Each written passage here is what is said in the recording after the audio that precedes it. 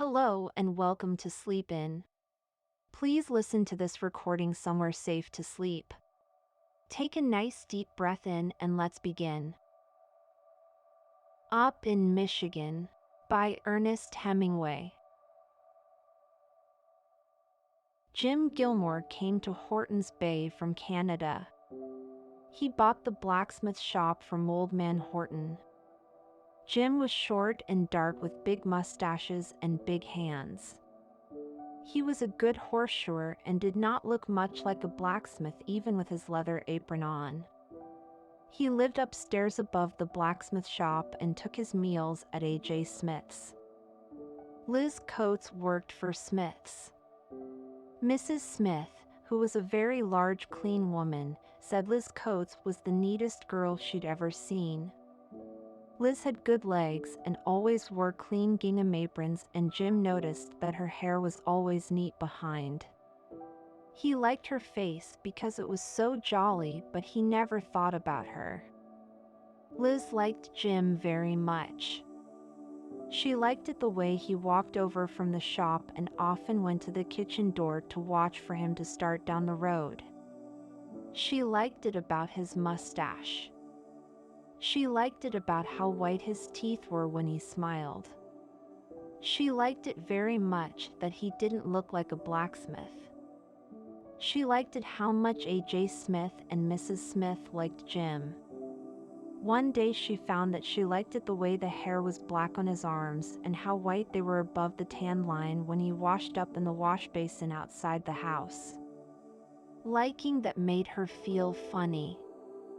Horton's Bay, the town, was only 5 houses on the main road between Boyne City and Charlevoix.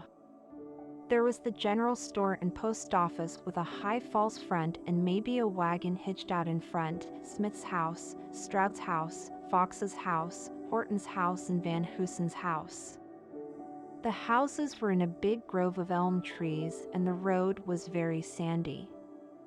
There was farming country and timber each way up the road. Up the road a ways was the Methodist church, and down the road the other direction was the township school. The blacksmith shop was painted red and faced the school. A steep sandy road ran down the hill to the bay through the timber. From Smith's back door you could look out across the woods that ran down to the lake and across the bay. It was very beautiful in the spring and summer, the bay blue and bright, and usually white caps on the lake out beyond the point from the breeze blowing from Charlevoix and Lake Michigan. From Smith's back door Liz could see her barges way out in the lake going toward Boyne City. When she looked at them they didn't seem to be moving at all, but if she went in and dried some more dishes and then came out again they would be out of sight beyond the point. All the time now Liz was thinking about Jim Gilmore. He didn't seem to notice her much. He talked about the shop to A.J. Smith and about the Republican Party and about James G. Blaine. In the evenings he read the Toledo Blade and the Grand Rapids paper by the lamp in the front room, or went out spearing fish in the bay with a jacklight with A.J. Smith. In the fall Heaton Smith and Charlie Wyman took a wagon and tent, grub, axes, their rifles and 2 dogs and went on a trip to the Pine Plains beyond Vanderbilt deer hunting. Liz and Mrs. Smith were cooking for 4 days for them before they started. Liz wanted to make something special for Jim to take, but she didn't finally because she was afraid to ask Mrs. Smith for the eggs and flour and afraid if she bought them Mrs. Smith would catch her cooking. It would have been all right with Mrs. Smith, but Liz was afraid. All the time Jim was gone on the deer hunting trip Liz thought about him. It was awful while he was gone. She couldn't sleep well from thinking about him, but she discovered it was fun to think about him too. If she let herself go it was better. The night before they were to come back she didn't sleep at all. That is, she didn't think she slept because it was all mixed up in a dream about not sleeping and really not sleeping.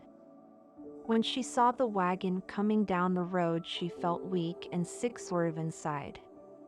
She couldn't wait till she saw Jim, and it seemed as though everything would be all right when he came.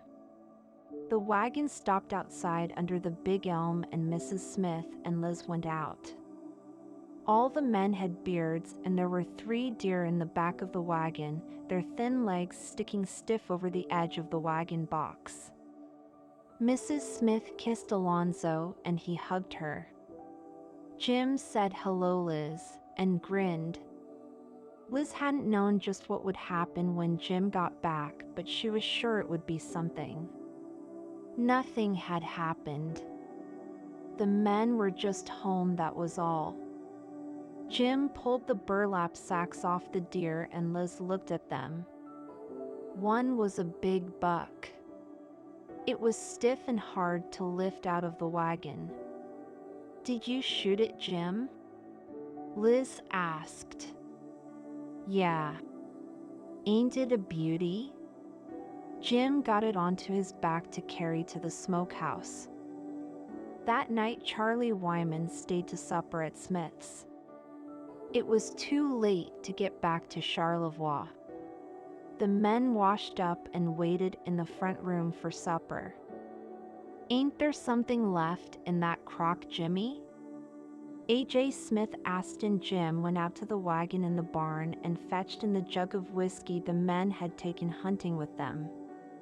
It was a 4-gallon jug, and there was quite a little slopped back and forth in the bottom. Jim took a long pull on his way back to the house.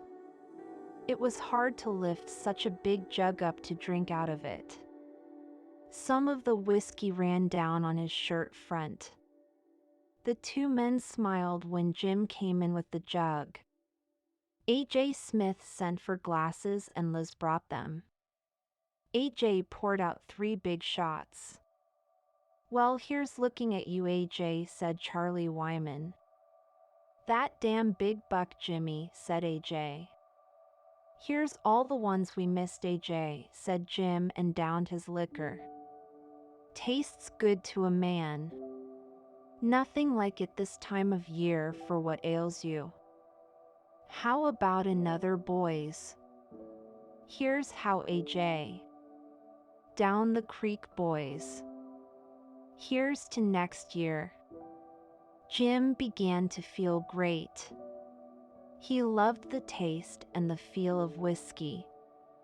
He was glad to be back to a comfortable bed and warm food and the shop. He had another drink.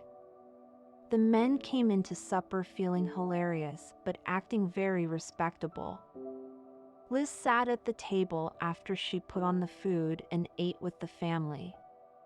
It was a good dinner. The men ate seriously. After supper, they went into the front room again, and Liz cleaned off with Mrs. Smith. Then Mrs. Smith went upstairs, and pretty soon Smith came out and went upstairs too. Jim and Charlie were still in the front room. Liz was sitting in the kitchen next to the stove, pretending to read a book and thinking about Jim. She didn't want to go to bed yet because she knew Jim would be coming out, and she wanted to see him as he went out so she could take the way he looked up to bed with her. She was thinking about him hard, and then Jim came out. His eyes were shining, and his hair was a little rumpled. Liz looked down at her book.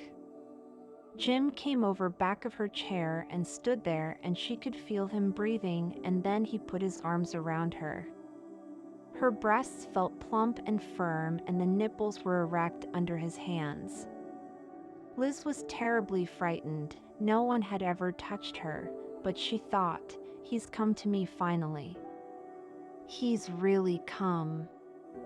She held herself stiff because she was so frightened and did not know anything else to do, and then Jim held her tight against the chair and kissed her. It was such a sharp, aching, hurting feeling that she thought she couldn't stand it. She felt Jim right through the back of the chair, and she couldn't stand it, and then something clicked inside of her, and the feeling was warmer and softer. Jim held her tight hard against the chair, and she wanted it now, and Jim whispered, "Come on for a walk." Liz took her coat off the peg on the kitchen wall and they went out the door. Jim had his arm around her, and every little way they stopped and pressed against each other, and Jim kissed her. There was no moon, and they walked ankle-deep in the sandy road through the trees down to the dock and the warehouse on the bay. The water was lapping in the piles, and the point was dark across the bay. It was cold, but Liz was hot all over from being with Jim. They sat down in the shelter of the warehouse, and Jim pulled Liz close to him. She was frightened. One of Jim's hands went inside her dress and stroked over her breast, and the other hand was in her lap. She was very frightened and didn't know how he was going to go about things, but she snuggled close to him. Then the hand that felt so big in her lap went away and was on her leg and started to move up it. "Don't, Jim," Liz said. Jim slid the hand further up. "You mustn't, Jim. You mustn't." Neither Jim nor Jim's big hand paid any attention to her. The boards were hard. Jim had her dress up and was trying to do something to her. She was frightened, but she wanted it. She had to have it, but it frightened her. "You mustn't do it, Jim. You mustn't." "I got to. I'm going to. You know we got to." "No, we haven't, Jim. We ain't got to." "Oh, it isn't right. Oh, it's so big and it hurts so. You can't. Oh, Jim. Jim. Oh." The hemlock planks of the dock were hard and splintery and cold, and Jim was heavy on her, and he had hurt her. Liz pushed him. She was so uncomfortable and cramped. Jim was asleep. He wouldn't move. She worked out from under him and sat up and straightened her skirt and coat and tried to do something with her hair. Jim was sleeping with his mouth a little open. Liz leaned over and kissed him on the cheek. He was still asleep. She lifted his head a little and shook it. He rolled his head over and swallowed. Liz started to cry. She walked over to the edge of the dock and looked down to the water. There was a mist coming up from the bay. She was cold and miserable, and everything felt gone. She walked back to where Jim was lying and shook him once more to make sure. She was crying. "Jim," she said, "Jim. Please, Jim."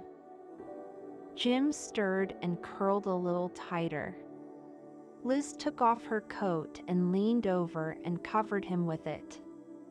She tucked it around him neatly and carefully. Then she walked across the dock and up the steep sandy road to go to bed. A cold mist was coming up through the woods from the bay.